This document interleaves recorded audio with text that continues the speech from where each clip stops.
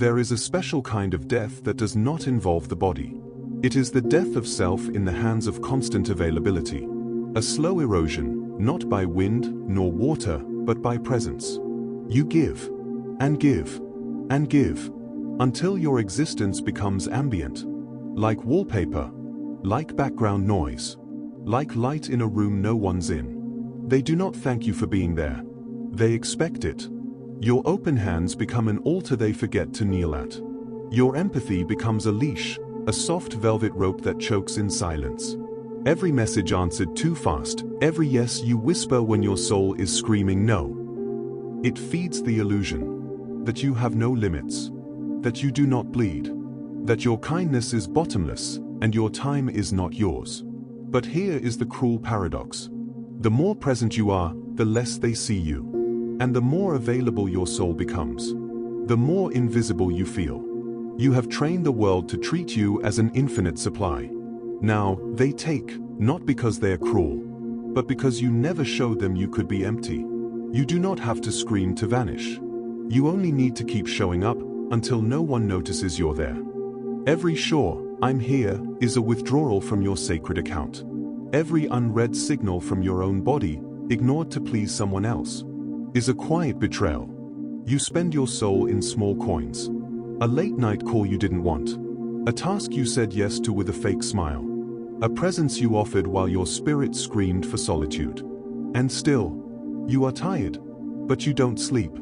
You are surrounded, but you feel alone. You are praised for being dependable, but no one asks if you're dying inside. This is the cost of overexposure.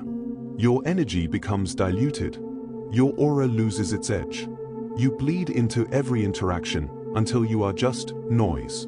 Carl Jung once said, "People will do anything, no matter how absurd, to avoid facing their own souls."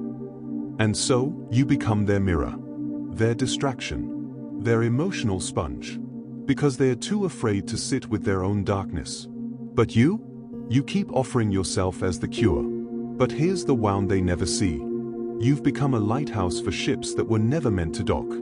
And now, your light is fading. There is a cruel law buried beneath human affection. We value what retreats. We chase what withholds. We crave what resists us. But offer yourself freely, and watch how quickly your soul becomes background noise. The paradox is ancient. Water in the desert is worshipped. Water from a leaking tap is ignored. Why? Because attention is currency, and we are greedy with what we can't possess. The moment your essence becomes too accessible, it stops being sacred. It becomes assumed, expected, forgotten. Nietzsche whispered it with fire. Invisible threads are the strongest ties. Mystery binds. Scarcity captivates. But you've made yourself a map with no secrets. You've become a song they've heard too many times. Beautiful, yes. But background. They forget that even light burns out. Even oceans dry when overdrawn. Even the softest heart turns to stone when unheld. So the question becomes this: are you being loved for who you are? Or are you simply convenient? Your constant presence is a lullaby to their apathy. Your silence, when it finally arrives, will be the scream they never expected. We live in a world where wires and signals have replaced skin and silence. Where blue checkmarks mean more than real eyes. Where presence has been diluted into pixels and love into emojis. They call it connection. But what is it, really? A performance. A highlight reel. A theater of curated selves. Where vulnerability is a brand and silence is a threat. You respond in seconds. Yet no one really hears you. You post your thoughts, but you're only heard when you're hurting. They scroll past your truth, then DM you when you disappear. This is not intimacy. This is surveillance masquerading as closeness. We have forgotten how to sit in a room and simply be, without filling the air with noise, without performing for attention, without packaging our wounds into digestible stories. Seneca wrote, "To be everywhere is to be nowhere." And yet, we are everywhere, and no one truly knows us. You can have 10,000 followers and still cry into your pillow unseen. You can be in a room full of people, and feel more alone than in a cave. Connection is not found in exposure. It is forged in stillness, in presence, in the sacred space between two unmasked souls. But to reach that depth, you must first detach from the performance. There is a place no one else can follow you into. A cold, clean silence. A sacred emptiness. Solitude, not loneliness, but the terrifying vastness of being with no mask.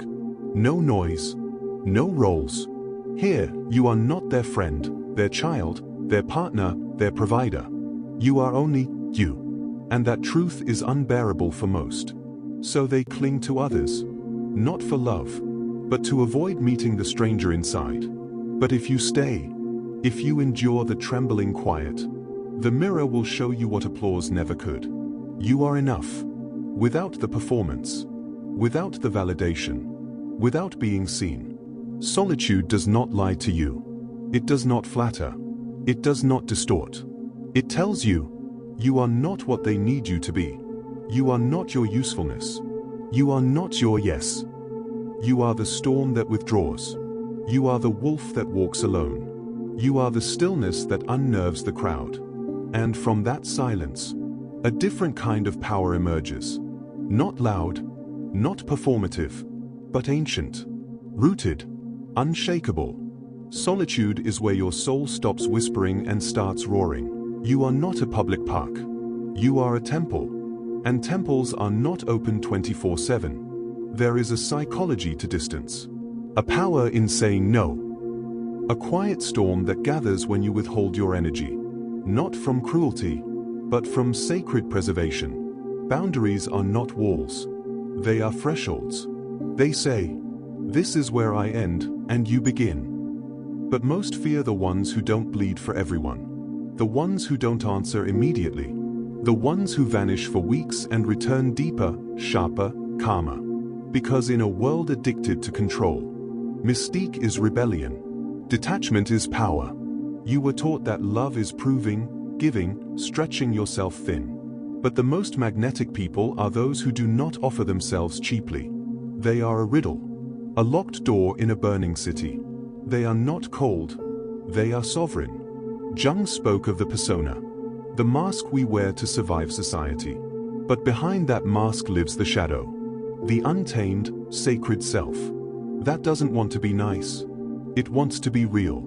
And to become real, you must stop being available to every hand that reaches. There is a version of you that never learned to smile on command. That never swallowed their anger just to keep the peace. That never shrank to be digestible. You buried them. Under politeness. Under it's fine. Under all the times you said yes, while your soul screamed enough. Carl Jung called it the shadow. Not evil, not monstrous, just repressed, forgotten, banished for the comfort of others. But the shadow doesn't die. It festers. It waits. It speaks in your resentment, in your exhaustion, in the way your eyes glaze over while being everything to everyone. You fear who you really are. Because you were taught that your truth is too much. Too angry. Too distant. Too strange. Too powerful. So you became the nice one. The soft echo. The one who holds space while no one holds them. But the shadow whispers, what if your rage is holy? What if your silence is sacred? What if the real you was never broken? To reclaim your soul, you must unchain the parts you exiled. The wolf, the mirror, the flame, not to destroy, but to integrate. You do not heal by being sweeter. You heal by being whole. Not all who disappear are lost. Some vanish to be found. Not by others, but by themselves. There is a sacred rhythm to retreat. A divine silence that enters the soul only when the world is left behind. Gurdjieff said, the struggle of the soul with the personality is the beginning of real inner work. And that struggle cannot happen in the noise. To withdraw is not to abandon. It is to return to something deeper than duty, more ancient than roles. When you retreat, emotionally, mentally, spiritually, you begin to hear the voice beneath the roles you play. It speaks in stillness, in forgotten dreams, In the aches that social masks once smothered, you learn that you are not your productivity, not your replies, not your usefulness. You are the quiet flame that remains when everything else has burned away. True spiritual power does not perform. It radiates, like a mountain, unmoving, like the moon, unbothered by who sees it. When you pull back, you become less visible to the world, and more visible to the divine within. In your absence, something eternal awakens. The sacred within begins to remember its name. Not all power roars. Some of it whispers, and some simply watches. In a world that shouts, silence becomes sacred. In a world that clings, distance becomes desirable. In a world that overshares, true presence becomes rare and revered. There is a gravity to someone who does not need to explain themselves, who does not need to be loud to be heard, who does not chase, but chooses. People feel it. The shift in air when you stop performing. The weight of your absence when you no longer overextend. The sharp edge of your gaze when your soul no longer bends for crumbs. Seneca taught, "It is not that we have a short time to live, but that we waste much of it." And nowhere is time wasted more than in proving yourself to people who only notice you when you're gone. When you become scarce, your presence becomes a gift, not a given. Your words are no longer echoes, but spells. Each gesture, deliberate. Each silence, thunderous. The one who knows when to withdraw holds more power than the one who never leaves. Respect does not come from being seen constantly. It comes from being missed when you are not. To disappear is not to die. It is to be reborn, not in the eyes of others, but in your own. There is a place beyond noise, beyond applause, beyond the static hum of being everything for everyone. It waits in the quiet corners of your being, the ones you forgot when you were too busy surviving. Disappearance is medicine, a sacred unlearning. It strips away the counterfeit selves, the masks you wore to be liked, the scripts you followed to be safe. When the noise fades, you meet the voice that was buried beneath 1,000 expectations. It does not shout. It sings. It reminds you, you were never meant to be consumed. You were meant to be known. By the sky, by the wind, by your own blood. You learn to move slower, to feel again, to touch without reaching, to be without broadcasting. In the absence of performance, your soul grows back its edges, its wildness, its scars, its sacred fire.